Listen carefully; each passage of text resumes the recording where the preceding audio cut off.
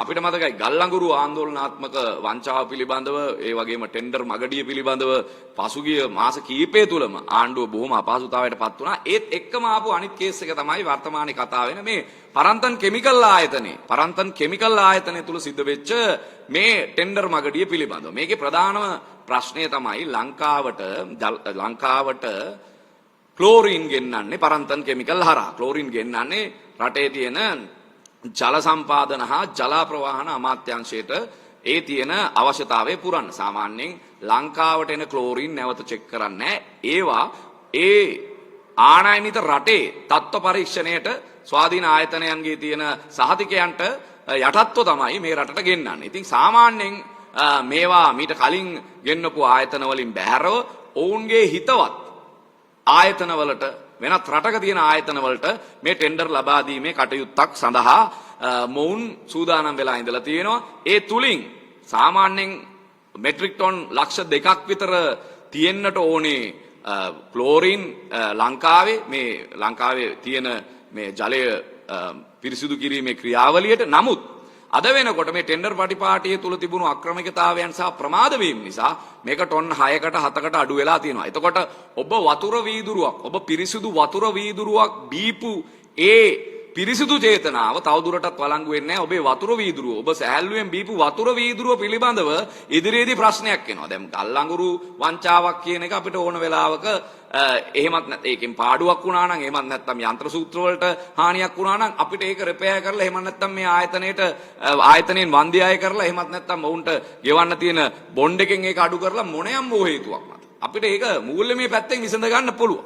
හැබැයි මතක තියාගන්න මිනිස් ජීවිතවලට වෙන හානිය පිරිසිදු වතුර භාවිතා කරන්නේ නැතුව අපි අපිරිසිදු වතුර බිව්වොත් අපේ ජීවිතවලට වෙන හානිය ඊට වඩා වැඩි.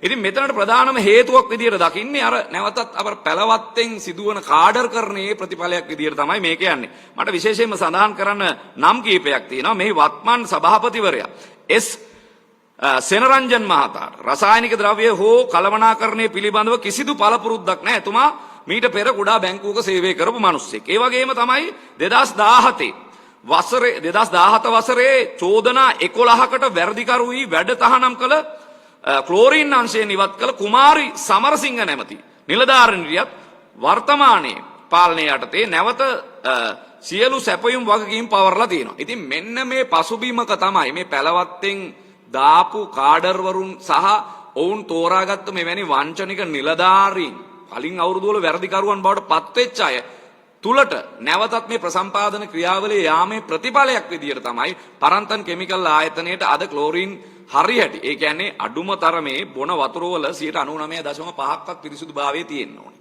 මෙහෙ ගෙනහම චෙක් කරන්න විදියක් නැහැ. ISO 17025 සහතික ඒ රටවල් වලින් ගන්න ඕනේ. ඒ ගැනීම නොකර එහෙමත් නැත්නම් බංග්ලාදේශයේ තියෙන එහෙම තත්ත්ව සහතික දෙන්න බැරි රසායනාගාර වලින් ක්ලෝරින් ආනයනය කරලා ලංකාවේ ජනතාවගේ පානීය ජලයට ඒ ක්ලෝරින් එකතු කරාම ඒ වගකීම ගන්නේ කවුද? දැන් මේ මහල් භාණ්ඩාගාරයෙන් සල්ලි නැති වුණා. සල්ලි ආපහු හොයාගෙන හරි ගේන්න පුළුවන්. හොරු අල්ලගත්තොත් ආයෙ ගේන්න පුළුවන්. කන්ෆිස්කේට් කරන්න පුළුවන්.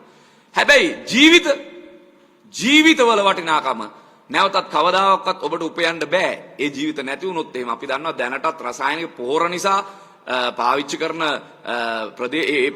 ප්‍රදේශවල වගුගඩු ප්‍රශ්න තියෙනවා, පානීය ජල ප්‍රශ්න තියෙනවා. එහෙම ප්‍රශ්න තියෙන රටක ක්ලෝරින් ටිකවත් හරියට දෙන්න බැරි වුණොත් මීට වඩා ප්‍රශ්නයක් වෙනවා. ඒ නිසා මේ තමන්ගේ හිතවත් ආයතන වලට අනුකූලව ටෙන්ඩර් පටිපාටිය සහ ටෙන්ඩර් ඩොකියුමන්ට් වෙනස් කරමින් කරගෙන යන මේ ක්ලෝරින් ජාවාරම පිළිබඳව ජනතාව දැනුවත් කළ යුතුයි. මේ පිළිබඳව කටයුතු කරපු හිටපු මේ සාමාන්‍ය අධිකාරීවරයා අනිවාර්ය නිවාඩු යවලා තියෙනවා. මේ පිළිබඳව කම්ප්ලේන්ට් කරපු කෙනාව අනිවාර්ය නිවාඩු යවලා තියෙනවා.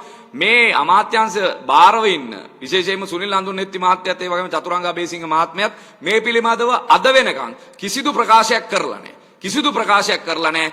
අච්චර ප්‍රමාණයක් ඒ කියන්නේ මෙට්‍රික් ටොන් 200කට වඩා වැඩි ප්‍රමාණයක් ස්ටොක් තියාගන්න ඕනේ ක්ලෝරින් ටික. දැන් මෙට්‍රික් ටොන් 6-7ට අඩු වුණාම ඒකේ තියෙන ඉදිරි අවදානම පිළිබඳව ඔබ ජනතාව දැනුවත් කරාද? කවදාද දැනුවත් කරන්නේ?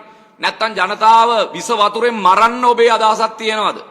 අන්න ඒ පිළිබඳව අපි ඔබෙන් ප්‍රශ්න කරන්න කැමතියි. ඉතින් අද දවසේදී තවත් මාතෘකා කීපයක් පිළිබඳවම බහුජන බලය කතා කරන්න බලාපොරොත්තු වෙනවා.